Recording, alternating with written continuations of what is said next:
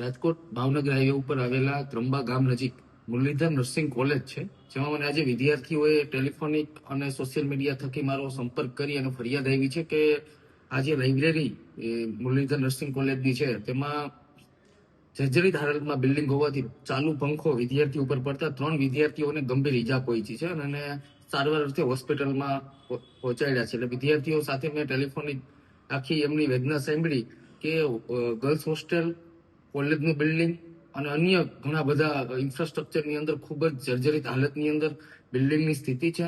અનેક વખત ફરિયાદો છતાં કોઈ સંચાલક કે કોઈ ધ્યાન નથી દેતા. એટલે અમે યુનિવર્સિટીમાંથી કોલેજના સંચાલકના નંબર મેળવી અને ટેલિફોનિક રજૂઆત કરી અને ખૂબ જ ગંભીરતાપૂર્વક કીધું છે, પરંતુ વિદ્યાર્થીઓની સારવાર હેઠળ સંચાલક બિઝી હોવાથી તેમને જે રજૂઆતો હતી તેમને પહોંચાડી છે.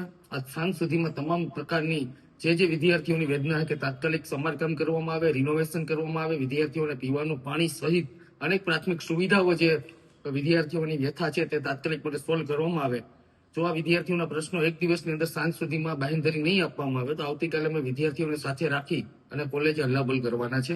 આ જે ઘટના છે એક માત્ર દુર્ઘટના નથી, કોલેજ સંચાલકોની મોટી બેદરકારી કહી શકાય. અને આ બાબતે રાજકોટ જિલ્લા પંચાયતના જે બાંધકામ વિભાગના એન્જિનિયર અને અધિકારીઓ આવે એ બાબતે અમે ડીડીઓ સાહેબને રજૂઆત કરવાના છે.